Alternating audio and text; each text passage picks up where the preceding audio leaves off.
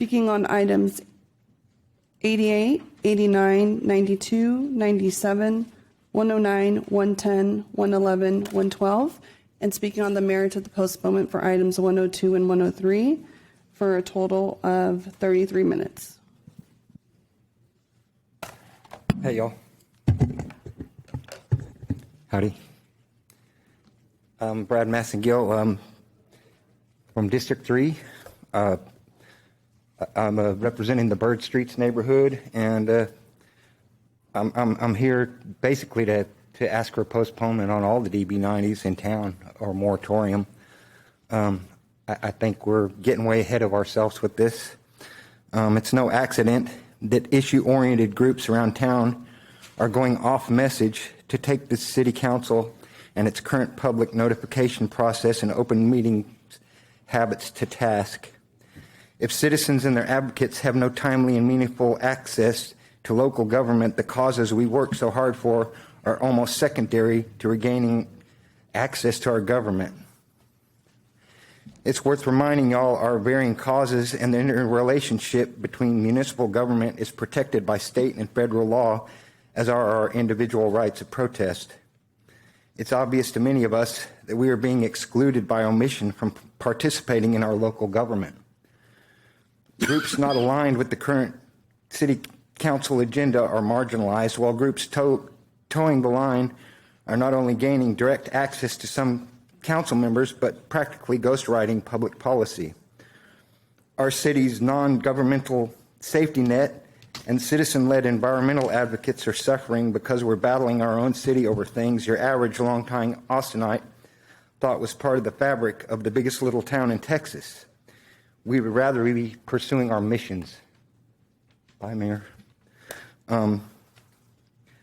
It feels like we're being robbed of our self-image as a city that cares, a city of compassion and exemplar of the right way to tackle social issues and climate issues.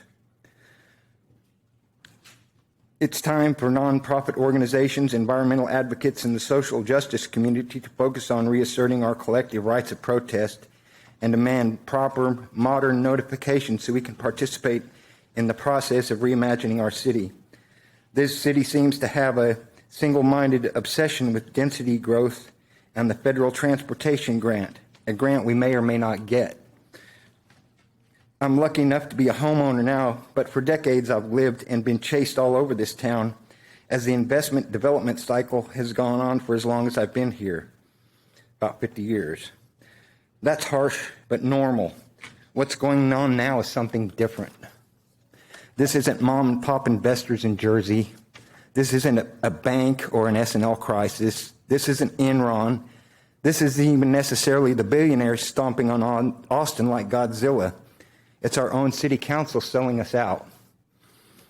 Y'all are being led down the primrose path by another bunch of get-rich-quick folks telling people fresh out of school that it's their God-given right to own a house right after graduating. I'm well into my 60s and know very few people that was true for. Most folks my age didn't even get close to home ownership until their mid-30s. Why are you getting these folks all riled up about this? In the 1970s, campus was surrounded by rental investment properties. Renting a small one-bedroom for $85 wasn't uncommon. Of course, the renters, primarily seasonal college students, were in effect place markers for the properties that out-of-town owner investors didn't want to fall into disrepair. It was cheaper for them to rent them out for next to nothing than to leave them abandoned and a total liability, a potential liability, sorry. It was really just a waiting game type of investment, utilizing basic market forces to turn a profit over time. As different neighborhoods became more desirable, the cheap rent houses got sold to developers to be replaced by more expensive housing.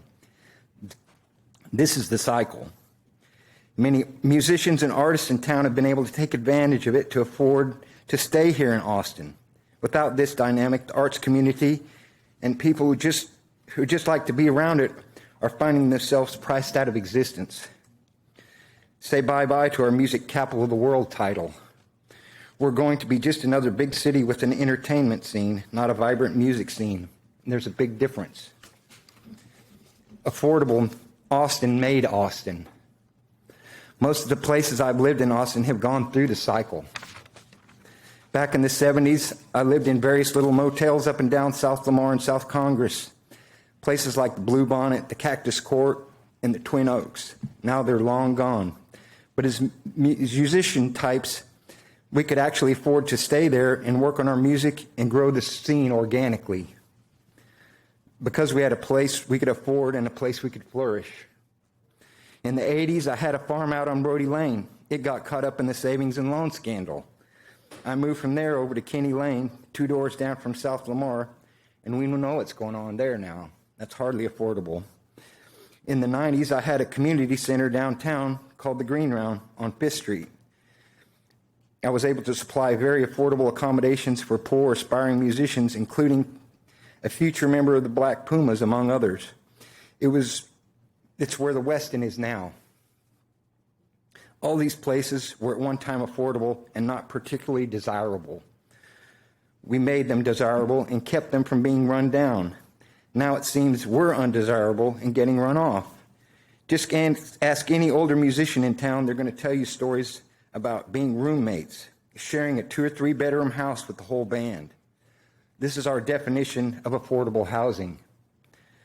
And now we're just going to tear all this stuff down and put up these little cubicles for temporary housing and first-time homeowners that will flip them when their first kid comes along. We're excluding an important and affordable housing type, suburban home sharing. This is the actual kind of affordable housing many people straight out of school can afford. It's actually cheaper for 4 people to split a 4-bedroom house than for 4 people to rent individual efficiencies. It's just math. It's just the way that it is. Each of these efficiencies would have its own sewer, its own electric hookups, its own meter, its own billing. All that stuff contributes to the price per unit cost for actual renters. I can't help but feel that the University of Texas is a huge driver in this latest push for density. A large portion of the targeted area for these projects is northwest of UT. UT's student body has grown larger and larger every year, and more people are sticking around during the summertime. In addition, at least 30,000 units of housing in Austin are taken out of the rental market due to short-term rentals. Couple that with the huge annual demand for student housing every fall, and it's easy to see where our homes and our way of life are being thrust on the development chopping block. UT, the infill boosters and neo-urbanist groups have been pushing to change the city's development code to make it easier to dissect our neighborhoods and turn them into student housing. Meanwhile, the University of Texas, with its huge campus and public holdings, keeps putting more and more athletic fields all over the place, all the while asking the citizens of Austin to subsidize their housing dilemma by asking for more and more concessions from the city. It'd be my contention that UT needs to be applying for some of these federal grants and make serious effort putting up some on-campus affordable housing for their student body instead of pushing it off on the taxpayers of Austin and the homeowners that live in close proximity to UT, many of which are former UT employees. They're finding themselves being pushed out of town and surrounded by short-term rentals, all-night partying, and no place to park. Tenured retired professors are facing the prospect of 90 to 120-foot towers next to their forever homes. This whole thing seems like something hatched by the Macomb School of Business and the Urban Development Department at UT. They just want to use Austin as a big social experiment. Austin might as well be a Sims game or a Monopoly board. To the developer investment community, residents of Austin and the environment are nothing more than an abstraction at best, but it feels like we're really more of a nuisance to them. Looking at the list of DB90s being proposed, it seems like an eraser is being taken to the picture of the Austin arts and music scene. Our urban forest is being photoshopped to hide the fact that the old growth trees are in progress's way, and the funkiness that we cherish is being upgraded to some shiny semblance of someone else's vision of livability. We like old stuff. We like wood frame houses. They feel lived in. The Austin you're trying to wallpaper over is that Austin.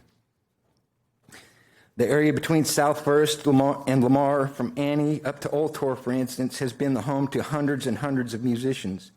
So many of classic songs people love and cherish were imagined in these houses because musicians, i.e. poor people, could afford to live there.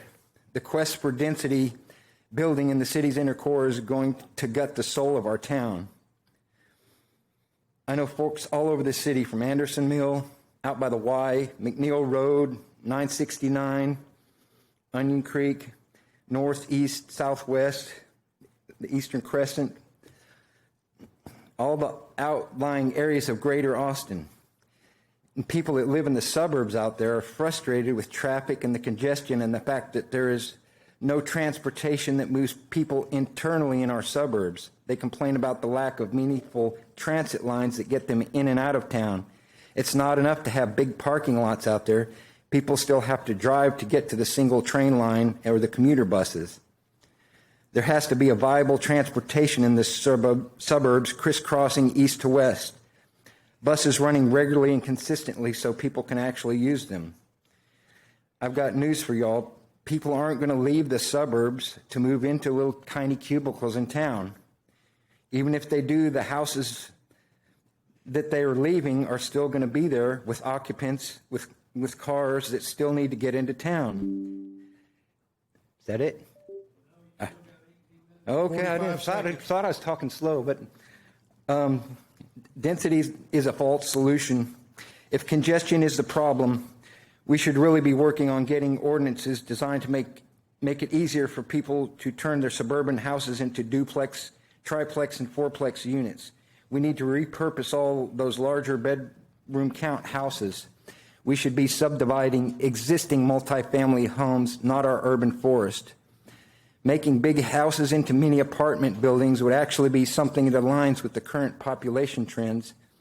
Our aging populations need stay-in-place options, not warehousing. As a city, we need to be looking at incentivizing small grocery stores, bodegas, and limited delivery services for all neighborhoods. We need neighborhood distribution hubs. Bringing goods and services within walking distance of every Austinite should be a goal.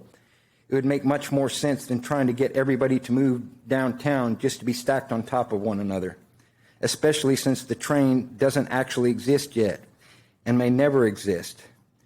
The rush to get all this done in a hurry is undercutting our standing in the federal grant process. It has also left everything y'all are doing open to criticism by folks conducting the review for the grant we're so desperately pursuing. Ignoring open meetings rules, issuing public notifications with minimal information and super abbreviated time schedules, leaving the public with no true participation, ignoring citizens' rights to protest, and trying to make petitions harder to get. It all adds up to a bad score on the public participation section of the federal grant application. If affordability, a solution to congestion, and accommodating new residents is a purpose of the FTA grant, this tact ain't going to cut it. Going around the citizenry is a very bad look. There have got to be other, more appropriate grants out there. And I also want to feel it's important to be on the record here to let the general public know that our city council are climate change deniers. The most recent batch of changes to code have been done with the blinders on. The scientific community is fairly unanimous on the issue of climate change. All these code changes are being done through the lens of 20th century scientific data. Upon questioning supervisors at watershed protection, there is no directive being received from this city council to include any projected climate change data in their proposals. They only use historical flooding data.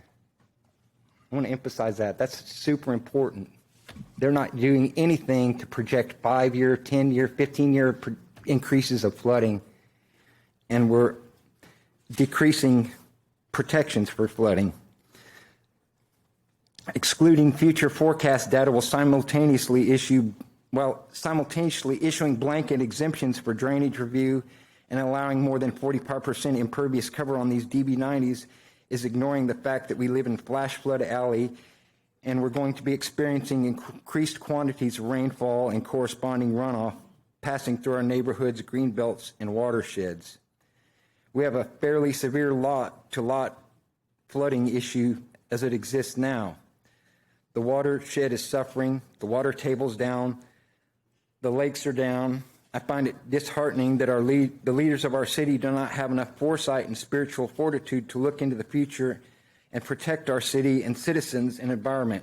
Upcoming changes to our climate will ensure much more water will be passing through our city.